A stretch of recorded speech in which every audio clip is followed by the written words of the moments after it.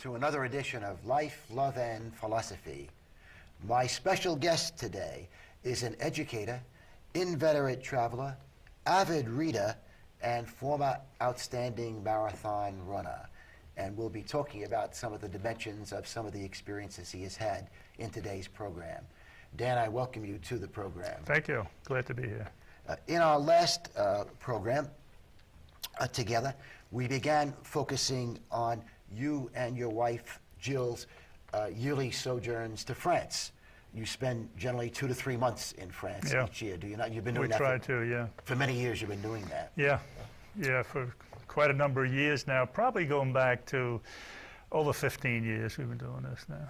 What I want to do for the benefit of those who didn't see our first program together is to review some of the pertinent facts we talked about, and also to add some other interesting facts that perhaps some of the viewers are not familiar with, facts concerning France. And what I'll be saying, by the way, some people would interpret as advantages and disadvantages of the French system compared to the American system. We know that France has what's usually described as democratic socialism, whereas the United States system is generally described as democratic capitalism. In the previous program we did together, I pointed out that Americans, on average, work 300 more hours a year than do the French, and that fully employed French workers average about 7 weeks paid vacation, whereas American workers, on average, are entitled to less than 4 paid vacation weeks. Also, I talked about unemployment compensation. In fact, I have some figures from a recent New York Times article here.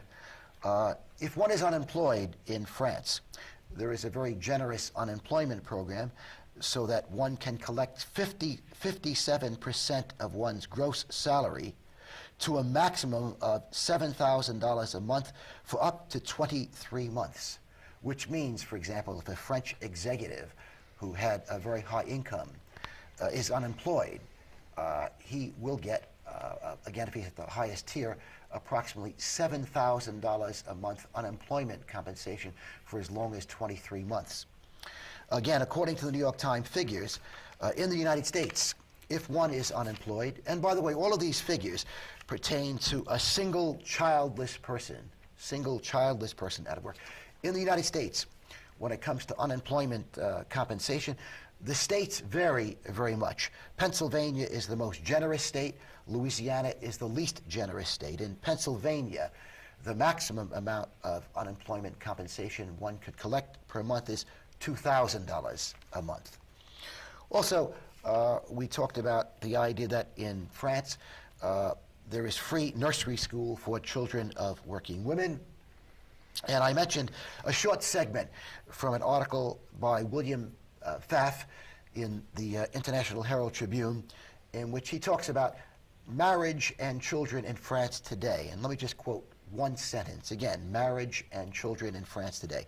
Today, nearly half of French children are born outside of marriage, but increasingly in recomposed families, largely free of social disapproval and continuing to receive state benefits.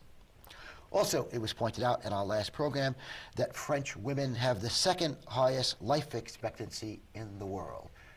The life expectancy of a woman in France today is 84. Only Japanese women have a higher life expectancy. Finally, some people might look upon this as the downside of the French system, depending on your point of view. The French do pay considerably higher taxes than Americans, so that the government can afford to pay people higher unemployment compensation and to provide free nursery schools. And also, Paul Krugman, professor at Princeton University, also has written about some of the advantages and so-called disadvantages of the French system. Concerning the latter, he said this: the French family, without question, has lower disposable income. This translates into lower personal consumption, a smaller car, a smaller house, and less eating out. Again, smaller car, smaller house. And I recall your comment concerning the idea of less disposable income, and I found your comment very interesting. you pointed out the French don't need as much disposable income since their kids go to university for practically no cost. Yeah. And again, they have all of these other benefits.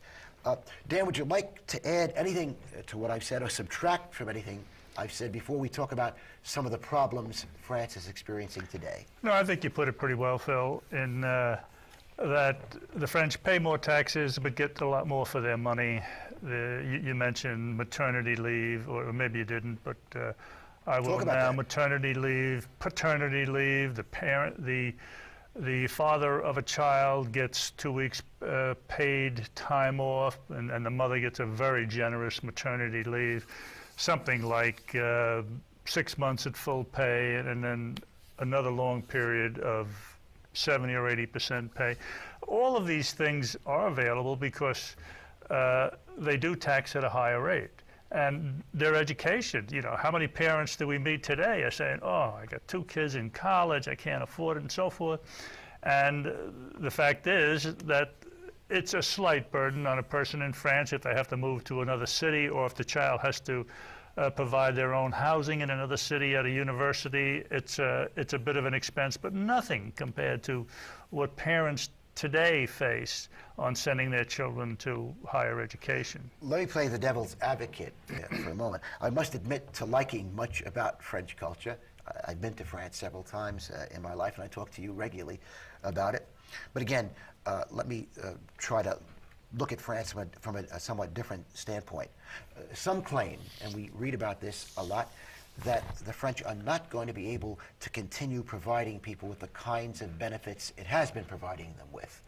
Why do people say that, and what's your response to that? I see articles like this all the time, not only about the French, but about the Scandinavian countries as well, which are even more generous than the French to their people. And I sometimes interpret this as being kind of scare tactics. You go the socialist route, you go the cradle to grave government care route. It's going to bankrupt the country, exhaust the country, and it's not going to last. Well, it's lasting pretty well in most countries throughout Western Europe today. Norway and Sweden are 2 of the only countries that have government surpluses, and they're the most generous countries to their population. France and Germany and Italy and Spain don't have the kind of national debt we do. So I think they can continue their policies a lot longer than we can. Can we continue to provide the world with an armed forces and continually go into debt the way we have? A lot of people are questioning our debt, whereas the European debt, the European Union insists on a certain low percent of debt that each and every economy can handle.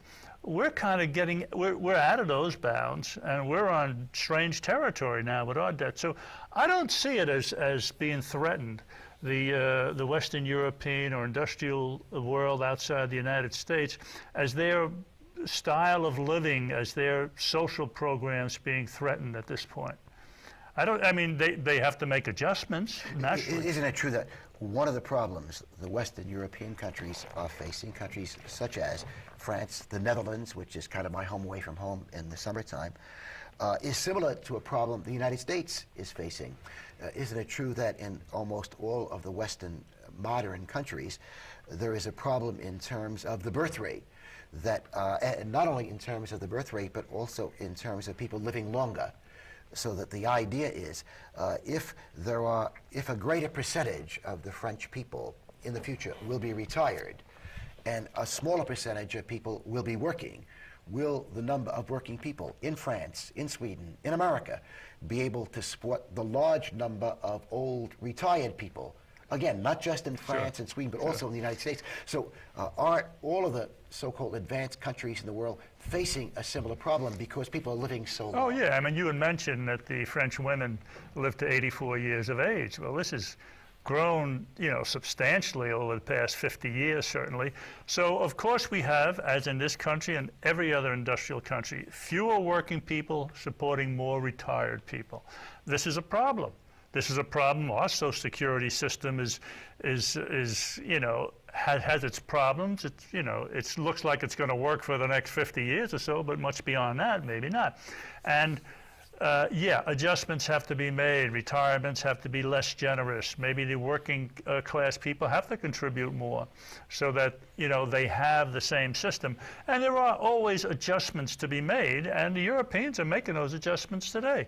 You see, every year they try to make little adjustments, but they're minor adjustments. As far as the European cradle-to-grave system being threatened, I see no absolute threat.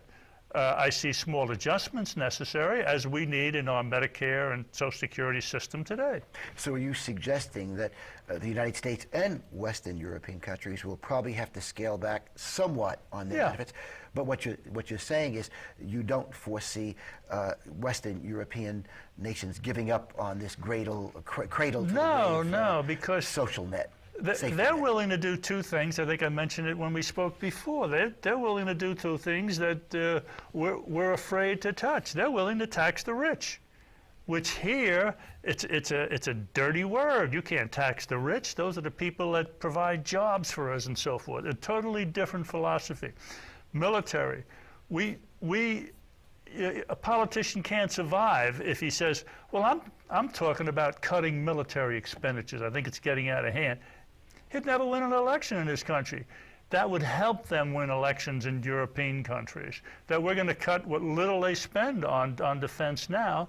They're willing to go out and say, we're going to cut this a little further so we can continue our social programs. Let me tell you what I think a conservative Republican would say I know in what they would say, Phil. to what you're saying, because I want to give that viewpoint. A conservative Republican would say, well, of course, the French and the Swedes and the Dutch don't need to spend so much on the military because they have the United States to protect them. But that's our choice. We made that choice. We want to be the world's policeman. Not that we should be isolationists, as some people have suggested, but we don't have to spend more than the entire rest of the world spends on defense, but we do. We spend more than the entire rest of the world. We don't even have a major enemy, but we still spend more than the entire rest of the world does. That's an area which I would love to see some courageous politician come in and say, do we really have to do this? Do we need these hundreds of nuclear weapons and other things that we have in our defense system and the waste and what the problem it's gotten into is today? It is interesting that the most vitriolic critic of the so-called military-industrial complex in the last 50 years or 60 years in American history was a Republican president, Dwight D. Eisenhower, who had been one of our great generals in World War II. And for some of the young viewers out there who might not remember this, in the 1950s, President Eisenhower, who had formerly been General Eisenhower, made a very famous speech in which he warned Americans about the danger of the military-industrial complex in America, claiming that perhaps we would reach a point, if we had not already reached it, where we were spending more on the military than we needed to spend on the military, because the factories who make the weapons want business from the government, and it's in their interest to promote the military. Yeah, well, they've been able to promote the idea that we're under threat. And as the Bush administration has very successfully promoted, that unless we face up to this threat with increased military expenditures, increased weaponry, and threats around the world, we're not going to survive. Well, the threat has been so exaggerated, and it's become so well instilled in the people that they can't imagine that, sure, we're under threat, but is the threat as serious and require as much expenditure and effort as we've put into it? And the answer, I think, is no. Okay. So you do concede, though, that one of the problems France is facing, and again, we are facing also, is this idea that so many people living to such an old age, and it's going to make it more difficult to maintain these fantastic benefits. But it's just adjusting to people living longer. I mean, we know that this has to come about, but we don't have to give up our entire way of life just to make that adjustment. What are some of the other major problems France is facing today, besides economic problems, which all countries face on an ongoing basis? There's always budget problems and things like that. They do face, and we've seen it recently in the newspapers, a very unsettled, unhappy, unemployed group of their youth. France has taken in a lot of immigrants from the Arab countries and the North African countries and the West African countries as well. And a large percent of their population are from Africa and the Arab states. And this has been a bit of a problem of integrating these immigrants, as any country that takes in immigrants has this same problem. And of course, as the immigrant population grows, more immigrants want to come in. This is exactly what we're facing in this country today. And this growing population, which has difficulty getting into the mainstream, they can't always get into the better universities, they can't get the better jobs. And as a result, they have a large immigrant population unemployed. Figures in the paper have ranged as high as 40% of their under 25 youth of working age are unemployed. Now this has to create a problem, and they seem to be addressing it, but it doesn't seem to be going away. But it is a major problem, I think, in any industrial country in handling the young people who are unemployed and not qualified for the higher education and skilled jobs and things like that. What do you do with them? I have an article in front of me from today's New York Times. This show, by the way, is being taped in late May.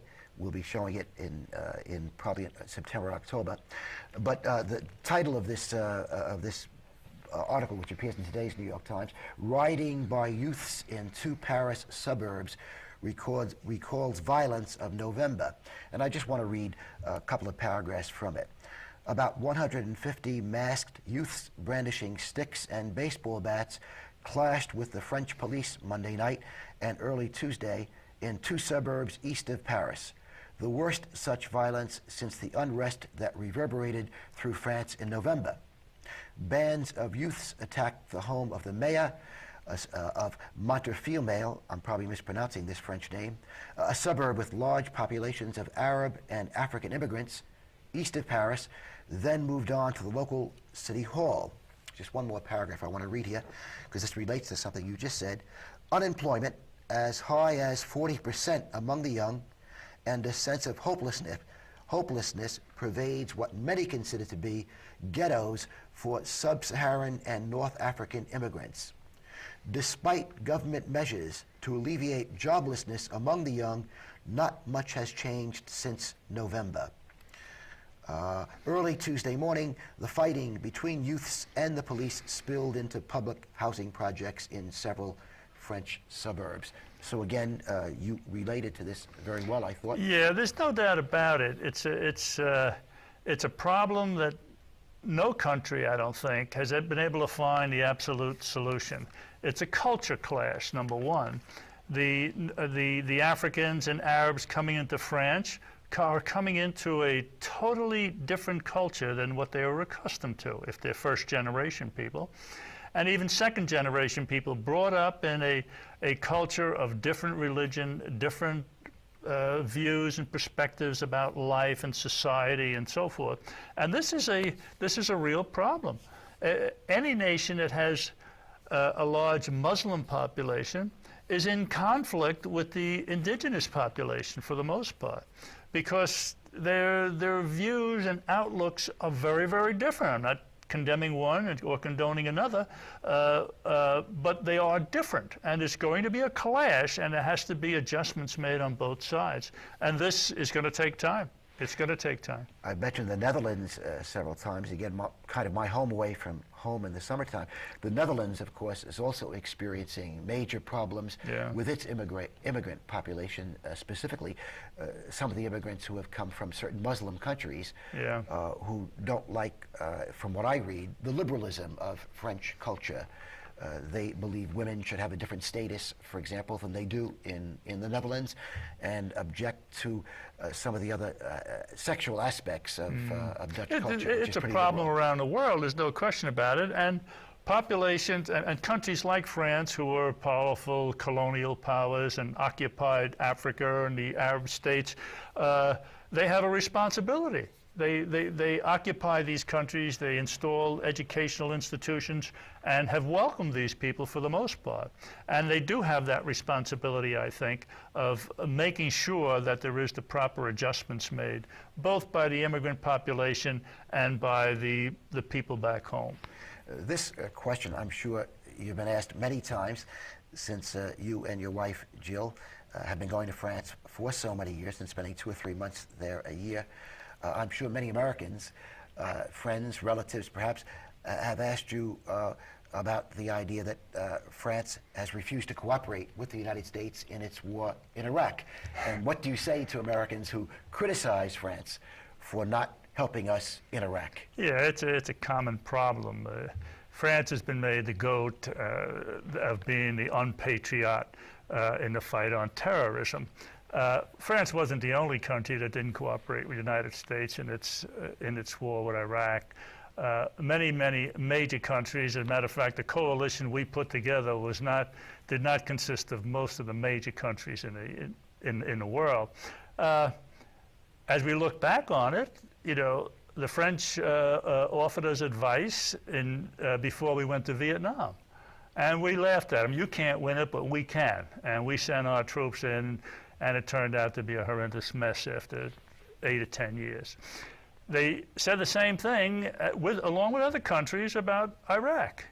And, as well as we've tried and as well equipped and loyal our troops and, everybody has been, we haven't made a success at it. It's been very difficult. And I think the non-coalition that didn't join us looked at that possibility as occurring, whereas we went headstrong into it. We can accomplish anything with our military. And I like to think that they've supported us in our war against terrorism and in other ways, but the conflict itself in Iraq was a choice for them and a choice for us, and we both went our own ways. One fact that perhaps, again, many young Americans, maybe some older Americans also may not be aware of in terms of the historic relationship of France to the United States is that there is a consensus among historians that the United States probably would not have won the Revolutionary War, probably would not have beat England in the war had it not been for French assistance. Don't tell our politicians today that. They get pleasure out of outlawing French fries, to tell them that the French helped us through the Revolutionary Wars. Yeah. In fact, in the major battle which ended the Revolutionary War, there were more French soldiers assisting George Washington than there were American soldiers. And the port protected by the French Navy to keep the British ships out. Yeah. Yeah. A lot of people, and I think it's been used by the political will to say, we can't blame us for the mistakes we made, and people like France didn't support us, and that's why we're struggling now. It's a false statement. They weren't in favor of going to war in Iraq. There's no question about that. But I think are blaming them for something that they had very little to do about is wrong in this case. Another criticism I suspect you've heard of the French from Americans you encounter is that the French don't like to speak English, even when they know how to speak English, and that they're very cool in their attitude towards Americans. Well, I've heard that. I've heard it all the time. People ask me, how can you stand their arrogance and things like that? But I challenge them by saying, if I were to walk in a restaurant in New York City and try to order a meal in French, what would they say to me? Would they look for a French-speaking translator?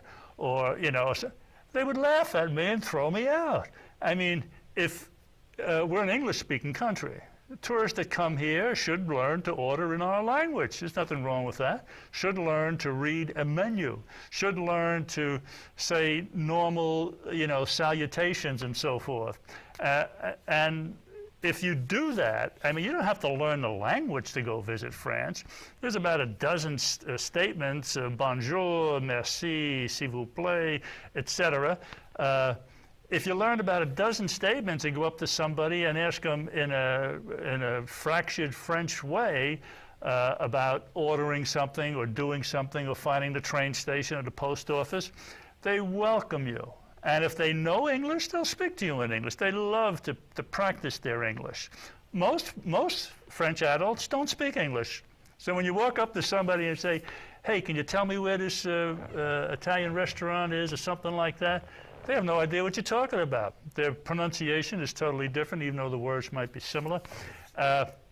For the most part, from the first day I went to France, I learned a dozen or 15 different statements that you try to say, I want, I would like, please, excusez-moi, s'il vous plaît. All of these things, you learn it.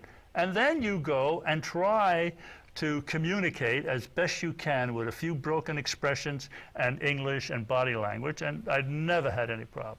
And I know that you have made a very serious effort in recent years to learn French. Yeah. That indeed, isn't it true that you spend some time each year living with a French family Yeah. and go to school? Yeah. You've gone to the Sorbonne. Yeah. Did I pronounce that correctly? Sorbonne, Which is one of their most famous universities, if not their most famous. Well, that's where I universities. started. And you've taken French courses there. Yeah. Actually, when my wife and I decided we're going to spend more time in France, we liked it. We liked the country, we liked the people, we liked everything about it. I said, we're really going to have to learn to handle this language a little better. So I took some courses at the College of Staten Island to get a little breakthrough and a little, used to the sound. But then after that, I started to go, and I started at the Sorbonne in Paris, and I went there for a month. And I took grammar, and I took the language, and I studied with other students and adults and so forth. And it helped. It didn't solve the problem. But since then, I've made it a point to spend part of my vacation in a language school. And for several reasons, not only to learn the language, but I want to see different parts of the country. And I want to see it from the aspect not of a tourist, but of someone that, go ahead, Phil, you want to introduce? I cannot believe how fast the time has gone. Is time running out? Yes, and I wanted, besides talking about France, to talk to you about books. So you're going to have to come back for another program. Absolutely. Since you're a very avid reader. This is fun. And one of the things we often enjoy doing off camera is talking about Yeah. books, so we'll do it on camera. So again, Dan, I invite you now to come back for another program. Yeah, I certainly will. Thank you. Finally, as usual, I wish to end with a quotation from Henry David Thoreau. Thoreau, in his masterpiece, Walden penned the following words: "To affect the quality of the day, that is the highest of arts."